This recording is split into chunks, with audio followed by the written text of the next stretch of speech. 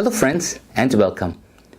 In our previous episode, we shared about abortion from the aspects of science, justice and morality.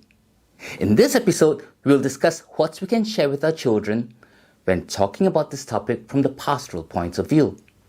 Now, while the act of direct abortion is to be judged as absolutely wrong and can never be justified in any way, Jesus never fails to remind us that we should not judge persons. We too are sinners ourselves. I, for one, am a big one for a small guy. It is one thing to condemn an action. It is quite another to condemn those who go through or have undergone an abortion.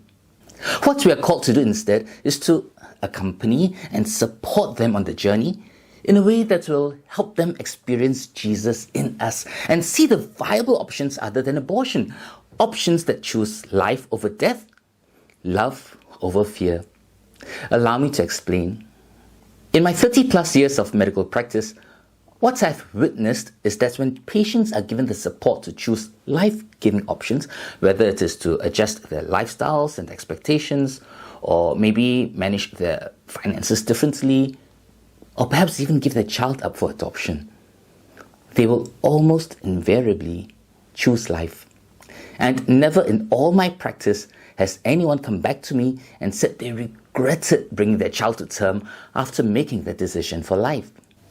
I remember some time ago, a lady came to me asking for a referral to abort her child, as she and her husband were already up to their neck with several other older children, and finances were understandably terribly tight.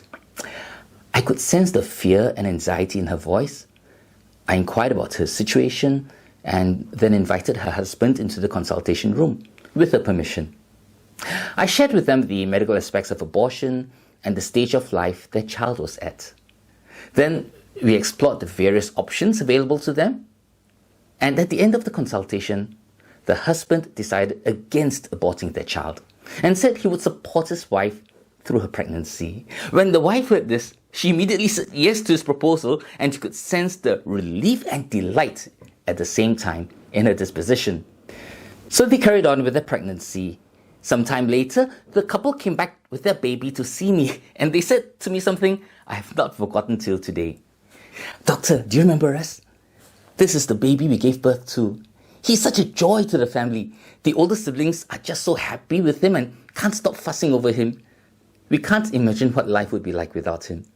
Thank you so much." As it turned out, the husband by then had given up smoking to save more money for the family expenses, and he had taken up an extra job to support the family. This encounter taught me how important it was to support a woman in order that she can be empowered to make life-giving choices that she will not regret later in life. There were other examples that I came across, but the one I just shared remains vivid in my memory. Of course, I must acknowledge that not all situations are the same, and different women will have different challenges. Very different challenges. But I believe this one fact is common to all. Given the right information, given the right support from family, loved ones, and society, every woman who carries a child within her will want to exercise her maternal instincts within herself. An instinct so wondrous and so distinctively a part of the feminine genius. A genius which of course includes so many beautiful and powerful qualities of women that I've seen in my mother, my wife, my sisters, and now my daughters. You know, I'm okay with needles so long as they don't touch my skin. My wife is different. She can take needles, she can take pain, at least better than me. I remember once when she was carrying our daughter down a staircase and she missed a step and fell.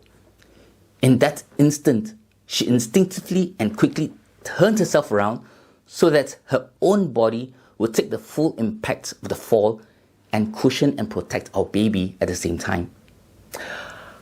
Till today, I continue to marvel at this self-sacrificing and other incredible qualities that my wife, and indeed so many women, show in their families and in society. Let us come back to the topic at hand. For women who are more challenged by life circumstances, such as single mothers, we can refer them to the appropriate counselors and support centers. I've included some links to these resources with this podcast. As mentioned before, it is so important to bring in and gather whatever support we can around them, spouse, parents, family, loved ones, so that they will not feel alone or abandoned in their hour of need, and know that they have choices available to them, life-giving choices that they will not regret later in life. What about those who have undergone an abortion? Once again, it is not our job to condemn any person, but to love as Christ loves and to bring them to Him who heals. Let us offer them our listening ear and heart. Pray for them, pray with them if they permit, and accompany them as Christ would in truth and in love. If they are Catholic, encourage them to seek the sacrament of reconciliation and come back to the sacramental life of the Church. There are also resources we can refer them to for further support if they need, such as Rachel's Vineyard, a support group for parents, both mothers and fathers, who have undergone the painful experience of abortion and wish to heal from it. Allow me to conclude this episode by sharing this adage which I first came across some time ago, and which I believe remains relevant, very relevant today. Love the mother so that we can love them both. Till we meet again, take care, and may God bless you and the family always. Goodbye.